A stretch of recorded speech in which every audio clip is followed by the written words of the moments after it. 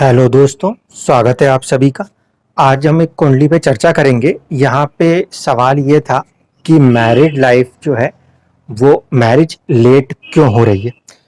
इस कुंडली के लिए मैंने परमिशन ली कि इस कुंडली को हम वीडियो के माध्यम से चर्चा करेंगे, क्योंकि जब हाथ से बना के करेंगे तो और भी कुछ चीज़ें पकड़ में आएंगी जो नॉर्मल तरीके से ऊपर से देखने पे समझ में नहीं भी आती। तो आइए शुरू करते हैं आज की कुंडली का विश्लेषण। ये एक जातिका की कुंडली है। जो जन्म का लगन है वो 18 डिग्री धनु राशि में आया हुआ है। 18 डिग्री का जब ये लगन है तो यहाँ पे जो नक्षत्र है वो है पूर्वाषाढ़ा। स्वामी हो गए शुक्र। अब क्योंकि लगन के स्वामी जो हैं वो शुक्र हैं, तो सबसे पहले इसको देखिए कि क्या लगन के स्वामी अपने आप में बलवान हैं, चीज़ों को वो करना चाहते हैं, और करना चाहते हैं तो किस तरह से करना चाहते हैं। जब हम यहाँ पे देखते हैं कि शुक्र जो है वो सूर्य के नक्षत्र में, उत्तराषाढ़ा नक्षत्र में बैठे हैं, तो सबसे पहली बात है कि शुक्र अपने साथ क्या लेकर चल रहे हैं। वो लेके चल रहे हैं छठा भाव, सर्विस, संघर्ष, साथ ही साथ लाभ का भाव लेके भी चल रहे हैं वो। इसका मतलब है कि कहीं ना कहीं जातिका की जो मानसिकता होगी उसमें एक चीज आएगी, वो होगी संघर्ष और सर्विस। ये वाली थॉट हमेशा बनी रहेगी। दूसरी, लाभ बनाने की स्थिति, गेन्स को बनाने की स्थिति हमेशा बनी रहेगी। शुक्र सौम्य ग्रह है और वो सेकंड हाउस में बैठे हैं, तो शुक्र का सेकंड हाउस में बैठना एक मीठी वाणी बताएगा। लेकिन मंगल यहाँ पे उच्च के होकर बैठे हुए हैं, इस कारण से कभी कभी बातचीत में गुस्सा, एग्रेशन, पैशन, ये मंगल जो देते हैं इसका प्रभाव देखने को मिलेगा। शुक्र के ऊपर मंगल का भी कहीं ना कहीं प्रभाव है, क्योंकि दोनों एक ही भाव के अंदर बैठे हैं। तो देखिए, मंगल इस कुंडली में पंचम, प्रेम और द्वादश, 12th हाउस, खर्चों के भी मालिक है। उसका कनेक्शन कहीं ना कहीं हमारे सोचने के ढंग के साथ हो रहा है। ये तो हुई पहली चीज जो कि शुक्र और शुक्र के ऊपर के प्रभाव से। दूसरी चीज है कि शुक्र जो है वो सूर्य के नक्षत्र में बैठे हैं, और सूर्य जो है वो इस कुंडली में 9th हाउस के मालिक हैं, किस्मत के मालिक हैं। इसीलिए जो भी ये फैसला कर रहे हैं, बिहाइंड द सीन किस्मत कहीं ना कहीं सपोर्ट भी उस फैसले को करती है। ये जरूर है कि शुक्र और सूर्य में नैसर्गिक रूप से मित्रता नहीं होती, इसलिए कुछ चुनौतियां आएंगी। इस कुंडली में सूर्य क्योंकि शुक्र से 3 घर पीछे हैं, तो तात्कालिक मित्रता में है, इसीलिए शुक्र और सूर्य के संबंध को हम न्यूट्रल मानेंगे। ये हुई लगन की बात। अब यहाँ पे देखें, फर्स्ट हाउस के अंदर 7th हाउस के स्वामी बुध और दसम भाव के स्वामी भी बुध हैं, वो बैठे हुए हैं वक्री होकर। साथ में गुरु भी बैठे हैं। अब पहले ये देखें कि क्या कोई योग बन रहा है। अगर योग को समझने जाएंगे तो ये गुरु जो है ये केंद्र के ही स्वामी हैं, बुध भी जो है केंद्र के स्वामी, तो कोई भी त्रिकोण का संबंध नहीं है। तो यहाँ पे बुध और इस गुरु के संबंध में सिर्फ एक चीज को ऐड करेंगे, वो क्या, कि आपको हमेशा किन चीजों में डायरेक्शनल स्ट्रेंथ मिलेगी। पर्सनैलिटी को डेवलपमेंट करने के लिए, अपने घर बार सुख साधन जो होते हैं, प्रॉपर्टी, उसको डेवलप करने के लिए, आपको अपने मैरिज को या फिर बिजनेस को डेवलप करने के लिए, और आपको अपने प्रोफेशन को डेवलप करने के लिए अपॉर्चुनिटीज तो मिलेंगी। क्यों? क्योंकि ये दोनों ही प्लेनेट जब भी लगन में बैठते हैं तो इनके पास क्या आ जाता है, इनके पास आता है दिशा बल, डायरेक्शनल स्ट्रेंथ। तो इसका मतलब विवाह के लिए भी प्रस्ताव तो आएंगे, ऐसा नहीं है कि प्रस्ताव ना आ रहे हो। ठीक है, ये दोनों चीजें हो रही हैं पूरी तरीके से फुलफिल, कि आपका लगन भी मजबूत है, कहीं दिक्कत उसमें नहीं है। आपका जो मैरिज वाले हाउस और व्यापार वाले हाउस है, इसके स्वामी इसको देख रहे हैं, ये प्लस पॉइंट दिख रहा है। गुरु, क्योंकि जातिका की कुंडली है तो विवाह का कारक गुरु हुआ, उनकी भी दृष्टि है। यहाँ तक कोई भी चीज लेट नहीं कर रही। अब सवाल ये उठ रहा था कि लेट कर रहा है तो कर क्या रहा। अब हम चलते हैं 8th हाउस पे। 8th हाउस का जो मिड पॉइंट आ रहा है ये कहीं ना कहीं 20 डिग्री को क्रॉस कर चुका है। 20 डिग्री को क्रॉस करेंगे तो अश्लेषा नक्षत्र आएगा। अश्लेषा नक्षत्र जो है उसके स्वामी होते हैं बुध देव। अगर आपने मेरे पुराने वीडियोस जहाँ पे मैंने बहुत पहले कहा था कि वैवाहिक जब भी जिंदगियां देखनी है तो आपको कुछ चीजों को देखना है, उसमें मैंने कहा था कि 8th हाउस के अंदर 8th हाउस के स्वामी और वहां के मिड पॉइंट लॉर्ड को देखिए। मिड पॉइंट लॉर्ड बन गए अश्लेषा नक्षत्र होने के कारण कौन? बुध। तो बुध जो है इस भाव से ही कैसे हो गए? षडाष्टक हो गए। इस हाउस से इसकी आत्मा जो है वो 6-8 का संबंध करके बैठी, इसलिए जल्दी जो है विवाह के लिए तैयार नहीं होंगे। चंद्रमा इमोशनल है, ठीक है, वहां तक कि वो वहां बैठा है, लेकिन जो नक्षत्र का स्वामी है वो नक्षत्र उस भाव की आत्मा है, वो कहीं ना कहीं चीजों को लेट कर रहा है। क्यों लेट करेगा? प्रोफेशन को बनाने की चाहत होगी। हमने यहाँ पे देखा ना कि ये शुक्र है, शुक्र जो है वो सूर्य किस्मत से संबंध ले रहा है, लेकिन लाभ भी बनाना चाहता है, अपने आप को भी बनाना चाहता है, सर्विस को भी डेवलप करना चाहता है। तो ये सारे थॉट प्रोसेस के साथ आप आगे बढ़ोगे कि मैं पहले अपने आप को सेटल कर लूं, कुछ अच्छा कमा लूं, फिर आगे जाऊं। यहाँ पे जातिका की ज्यादा सोच ये होगी कि मैं अपने घर वालों को ज्यादा से ज्यादा सुख दे दूं। हाँ, ये भी है कि शुक्र छठे घर का स्वामी होके सेकंड हाउस में आया है, इस कारण से थोड़ी सी घर वालों से शत्रुता की एक संभावनाएं भी थोड़ी सी बनेंगी। क्यों? क्योंकि छठा भाव जो है वो रोग, रिपु, ऋण, शत्रुता दिखाता है। उसका स्वामी जहां भी बैठे वहां थोड़ा संघर्ष लगाता है। इसको हम दूसरे तरीके से भी समझ सकते हैं कि छठे भाव का स्वामी जिस भाव में जाके बैठा है उससे जुड़ा हुआ कर्मा हमारे पिछले जन्म का एक प्रारब्ध है, वो ऐसा कर्मा है जो हमें करना ही है। तो कहीं ना कहीं ये अपने फैमिली के लिए एक कर्मा कर रहे हैं। यहां तक बात क्लियर हुई। अब देखिए, मैरिज में जब मैंने कहा कि ये बुध जो कि 8th हाउस का मिड पॉइंट लॉर्ड है, ये खुद ही चीजों को लेट कर रहा है, तो क्या मैरिज नहीं कराएगा? इसको समझने के लिए अब देखते हैं। बुध जो है वो मूला नक्षत्र में बैठे हैं, जो कि केतु के हवाले। मूला नक्षत्र में होने के कारण मैंने पहले भी कहा है कि जब भी कोई ग्रह मूला नक्षत्र में आता है तो वहां पे वो ज्यादा से ज्यादा चीज ये करता है कि अपनी चीज का एक त्याग कर देता है, क्योंकि उसका कनेक्शन किससे है? केतु के साथ है। और एनर्जी किसकी है? निऋत्ति की। तो यहाँ पर यही चीज सबसे ज्यादा देखने को मिलेगी। कोई ना कोई चीजें कमियां निकल के, कोई ना कोई चीजें अड़चने बन के उस भाव के फल को रोकने का प्रयास करती हैं। यही चीज इनके साथ साझेदारी व्यापार में भी आएगी। क्यों? क्योंकि देखिए, मूला नक्षत्र में गया है कौन स्वामी? गया है 10वें का स्वामी गया है, और साथ ही साथ सप्तम का स्वामी गया है। इस कारण से जब बुध केतु के नक्षत्र में है और केतु अभी इस समय गोचर में कहाँ पे है? वो गोचर में 12th हाउस में चला गया। उसका प्रभाव आपके मैरिज और साथ ही साथ आपके प्रोफेशन के ऊपर देखने को मिल रहा है।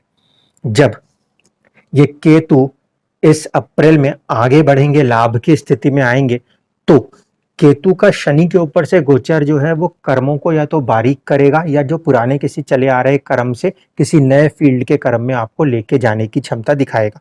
ये पहली बात। दूसरी बात कि जब केतु आगे बढ़ेगा तो प्रोफेशन और मैरिज दोनों के लिए रास्ते खुलेंगे। लेकिन बहुत ही इंपॉर्टेंट बात, आपको थोड़ा सा अपने आप को फोर्सफुल करके आगे आना पड़ेगा। रीजन ये कि बुध जिस तरीके से प्लेस्ड है उस तरीके से अगर हम देखें तो वो इतनी जल्दी फिर मैरिज नहीं कराएगा। सूर्य कुंडली से देख लीजिए, राहु केतु का फॉर्मेशन आ रहा है। अगर मैरिज टल जाती है तो फिर ये काफी लेट करने की क्षमता है, क्योंकि राहु के रिजल्ट्स जो है वो 42 की एज के आसपास आते हैं। चंद्र कुंडली से देखें तो यहाँ पे स्वामित्व जो था वो शनि के पास था। शनि के पास स्वामित्व होने के कारण भी मैरिज में डिले होने की बातें थी। अब उन सबसे ज्यादा इंपॉर्टेंट चीज जो है उसको देखिए। नवमांश की कुंडली जो है उसमें नवमांश का लगन यहाँ पे 10th हाउस से बन रहा है। किस्मत भी कहीं ना कहीं जातिका को अपना स्टेटस, हाई स्टेटस डेवलप करना का फोर्स दे रही है। इसलिए किस्मत इस चीज में आगे बढ़ाने के लिए मैरिज को थोड़ा सा दबाए रखी है। दूसरी बात, शनि का फैक्टर जो है वो नवमांश कुंडली में 7th हाउस में आया, यहाँ पे भी नेचुरल डिले आ रहा है। तीसरी बात, जो शुक्र था जो कि हमारे लिए लगन का मिड पॉइंट लॉर्ड था, वो उच्च राशिस्थ हो गया है। कहाँ पर जाके? नवमांश में। ये बहुत अच्छी स्थिति मानी जाएगी, लेकिन इसका ये उच्च हो जाना देखिए जिंदगी में थोड़े से संघर्ष को बढ़ा रहा है। लाभ को बढ़ाएगा लेकिन संघर्ष, छठे का स्वामी होकर उच्च होना कहीं ना कहीं थोड़ी सी चीजों को आगे किस वे में लेके जा रहा है, संघर्ष के साथ लेके जा रहा है, इसलिए जिंदगी में चीजें थोड़ा सा परेशानियों के साथ हो रही हैं। अब ये जो केतु है, ये केतु मैंने आपसे कहा कि नवमांश की कुंडली में जब हम देखेंगे तो ये इससे 6th उसमें आ रहा है और ये कहीं ना कहीं श्रापित है। तो एक पर्टिकुलर रीजन मैरिज के डिले का क्या हो रहा है, ये केतु खुद हो रहा है, क्योंकि ये कहीं ना कहीं अष्टम वैवाहिक जीवन के सुख में आया हुआ है। सबसे अच्छी बात जो मेरे को लगता है वो ये कि शादी अभी तक नहीं हुई, ये ज़्यादा अच्छी बात थी। अब जब ये केतु यहाँ से आगे बढ़ेंगे आने वाले 1.5 साल के अंदर, तब आप विवाह के आगे जाइए, वो आपके लिए बहुत ही फायदेमंद है। रीज़न क्या है कि देखिए, जो मैरिज लाइफ है उसको हम देखते हैं 8th हाउस से, ठीक है, यानी कि happiness of the marriage totally 8th house पे होती है। 8th हाउस में चंद्रमा खुद बैठे हैं, अपने जो फैमिली होगी मैरिज के बाद, जो ससुराल पक्ष होगा, वहाँ पे ये काफ़ी इमोशनल होकर जुड़ने की बात सोचेंगे। साथ ही साथ इस चंद्रमा के ऊपर केतु का प्रभाव था, इस चंद्रमा के ऊपर शनि का प्रभाव था, इस चंद्रमा के ऊपर मंगल का प्रभाव है, ठीक है। ये कुंडली एक मामले में बहुत ही स्ट्रांग है, वो है राजसी परिवर्तन के कारण शुक्र जो है शनि से परिवर्तन करके बैठे हुए हैं, लाभ की तरफ ही जिंदगी जानी थी।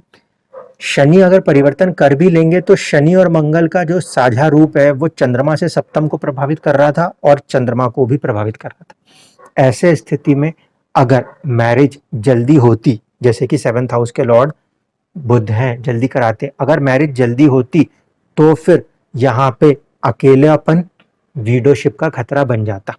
इसीलिए अगर इस कुंडली में शादी लेट हुई है तो मैं इसे प्लस पॉइंट में मानूंगा, ना कि नेगेटिव पॉइंट में। मेन चीज यही है, आप जो रीजन समझना चाह रहे थे, रीजन एक ही आ रहा है, अष्टम का जो मिड पॉइंट लॉर्ड है वो षडाष्टक है, इसलिए चीजों को जल्दी नहीं करना चाहते। दूसरी चीज है केतु का प्रभाव है दृष्टि से भी और नवमांश कुंडली में वहां बैठने के कारण भी, इसीलिए जो केतु का उपाय है वो विवाह के बाद के लिए कहा है, वो विवाह के पहले से भी आप शुरू कर सकते हैं। ओवरऑल चार्ट की अगर हम बात करें तो कुंडली अच्छी है। अगर हम देखें सूर्य को, सूर्य जो है वो किस्मत के मालिक हैं और वो बुध के नक्षत्र में बैठे हैं, इस कारण से विवाह और अपना नाम, अपना स्टेटस 10th हाउस को बनाने के लिए ज़्यादा आगे जाएंगे। अब इसमें विवाह से ज़्यादा स्टेटस आगे जाएगा, क्यों? क्योंकि सूर्य जो है वो सोल है, सूर्य जो है वो एक क्रूर ग्रहों में माना जाता है, तो वो आत्मविश्वास दे रहा है। सूर्य का आत्मविश्वास सबसे ज़्यादा प्रभाव जो करेगा वो इस पॉजिटिव राशि अपने स्टेटस को लेने के लिए करता है। विवाह के लिए भी आपको इसमें थोड़ा प्रयास करना पड़ेगा। चंद्रमा को देखें, चंद्रमा जो है वो अष्टम के मालिक हैं, यानी कि गहरी खोज, आध्यात्मिक सोच, उन चीज़ों के लिए वो ले जाने में सक्षम होंगे, ह्यूमैनिटेरियन नेचर को मेंटेन करने में भी सक्षम होंगे, इमोशनल होंगे वो। इसमें शनि का नक्षत्र मिला है, शनि का नक्षत्र मिलने के कारण, शनि क्या है, शनि पहली बात तो एक स्ट्रॉन्ग प्लेनेट में माना जाता है क्योंकि वो भी क्रूर ग्रह है, तो मन जो है वो भी कहीं ना कहीं स्थायी है क्योंकि एक क्रूर ग्रह के नक्षत्र में आया है। हाँ, ये थोड़ा सा परेशान जरूर करेगा, मन से जो भी सोचेंगे वो चीजें थोड़ी सी लेट जरूर होंगी, शनि के कारकत्व के कारण थोड़ा सा दुख के बाद भी होंगी, इसको भी मान लेते हैं, लेकिन मन में मजबूती रहेगी। ऐसा इंसान बहुत आसानी से अपने आप को कमजोर नहीं करता, ये प्लस पॉइंट है।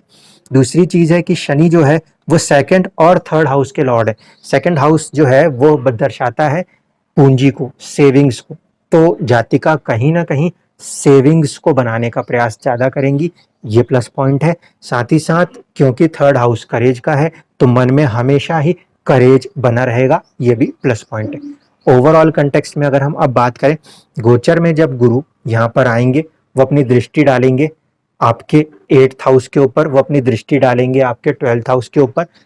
यहाँ पे आपको जो पीरियड बन रहा है इसके अंदर आपको प्रयास करना चाहिए। शनि इस पूरे साल के अंत तक कहीं ना कहीं आपको 2nd हाउस में मिलेंगे जो कि चंद्रमा से 7th है। इसके बाद शनि एक घर आगे आते हैं, 2.5 साल तक बैठते हैं, तो इस कारण से इस साल से लेकर अगले साल के अप्रैल तक आपको पूरा मौका मिलेगा, आपको उसमें विवाह का प्रयास करना चाहिए। जो ये मैंने कंडीशन बताई कि शुक्र है तो वो बहुत ज़्यादा चीज़ों को काटना छाटना शुरू कर जाते हैं क्योंकि प्रभावित है वो किससे, सूर्य से, इसको थोड़ा सा कम करना होगा। यहाँ पे आप इसको शब्द को कॉम्प्रोमाइज़ कह सकते हो, लेकिन मैं यहाँ कॉम्प्रोमाइज़ से ज़्यादा बेटर टर्म यूज़ करूँ तो आपको सेल्फ रिस्पेक्ट को मेंटेन करते हुए चीज़ों को आगे लेके जाना है। इतना भी वो कॉम्प्रोमाइज़ नहीं होगा कि सेल्फ रिस्पेक्ट नीचे चली जाए, क्योंकि यहाँ पे सूर्य केतु का फॉर्मेशन लिए हुए है। इस कारण से आपको अपने पार्टनर के साथ जो एक डेप्थ होनी चाहिए, गहराई होनी चाहिए केतु, उसको मेंटेन करना है, ना कि ऊपरी लुक को, क्योंकि ये गहराई के साथ आपको आपके पार्टनर मिलेंगे, फिर आप उनके साथ पॉजिटिव वे में सपोर्टिव होकर राइज करेंगे तो बहुत ही अच्छे से राइज कर जाएंगे, क्योंकि किस्मत आपको स्टेटस देना चाहती।